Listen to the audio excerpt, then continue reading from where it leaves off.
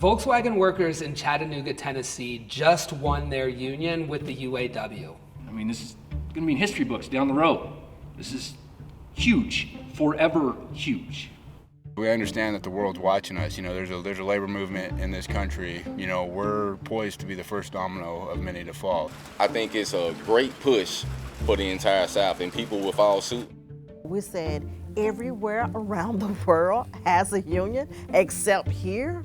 We do not want to go down in history on that, not on our watch. This win is historic. We haven't seen workers at a non-union automaker successfully unionize in decades. Not to mention, we're in the South.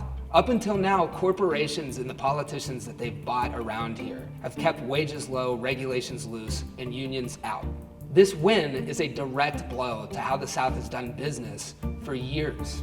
Getting here didn't happen overnight. There were many failures along the way, but without a doubt, this is new era territory. So we spent a week down here talking with the workers who built this movement about how they pulled it off and what they hope comes next. From the very beginning, it was clear that we were doing something that was going to be hard. The word union was spoken in whispers and dark corners at first when I started, you know, and it took off like wildfire. Can you tell us the condensed version of how we got to this moment today? So this is our fourth vote, first one in 2014. There wasn't really a whole lot of energy back then, at least not from where I was standing in the plant. So why is it a whole lot different this time around? I mean, Well, let's be honest. I mean, support for unions are really high. I think people have seen the middle class and the working class get squeezed. But I realize I'm working class. I simply want to be able to put my 40 hours in a week in, have a little bit of money left over at the end of the month, and have time to enjoy my family. You know, that's really what it's all about. To me, it feels like, personally, the whole world wants us to unionize. People recognize for the first time in a long time, on a mass scale, there's got to be some changes. And some of the power and stuff that's gone to the corporate world needs to come back to us little guys. Here in Chattanooga, when they was able to look at the big three and see how they went, that gave them, you know, that strength and say, oh, they did it and they had that big win, let's try it again here. What just happened with these record negotiations and contracts, what Sean Fain and them just did, is huge for everybody. It's huge for what's going on. That victory, that just pushed a lot of people to just say, hey, you know, I want the same things that these people have up north, or if better for my family.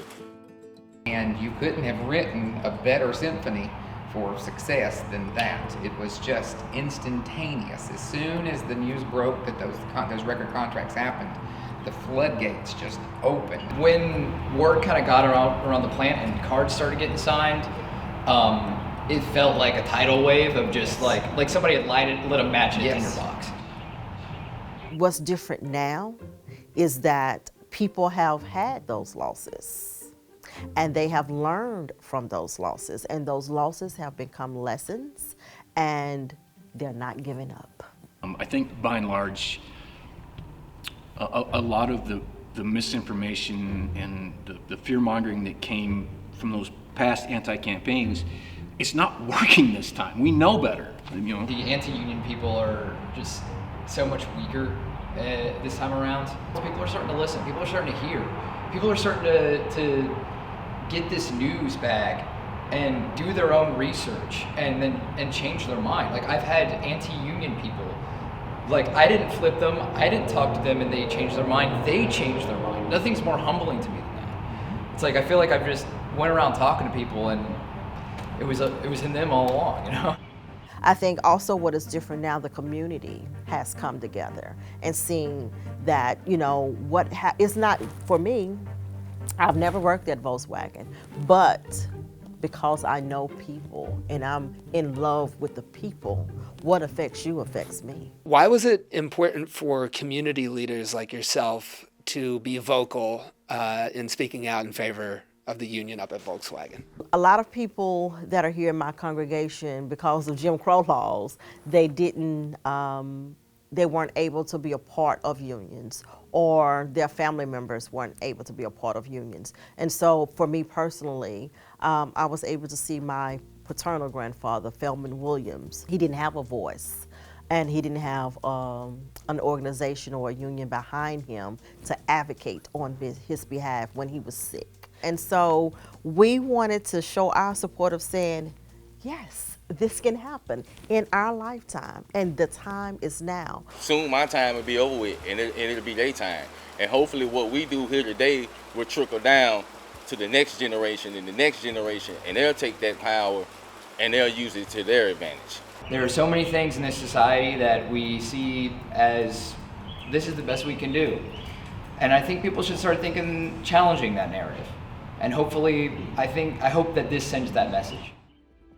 You know, genuine hope is really hard to come by, but every now and then you meet a group of people who are hell-bent on building the kind of power that can really change things, no matter how badly corporations or their politicians want them to stay the same. And you know it when you see it.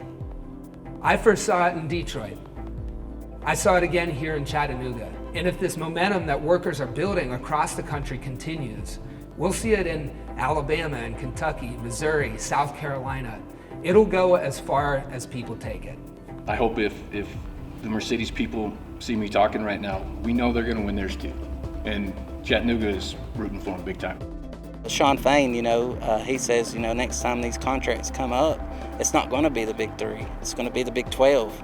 If we can negotiate a contract, if we can blaze the trail, it's going to show them that all these lies they've been told are what they are, lies.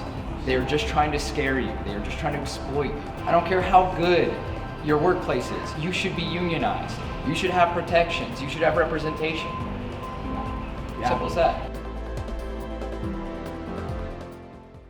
Hi, thanks for watching our video. If you like this story and you want more stories like this, be sure to like and subscribe to the channel to get more Perfect Union in your feed. And if you have stories that you want us to investigate, drop them in the comments below.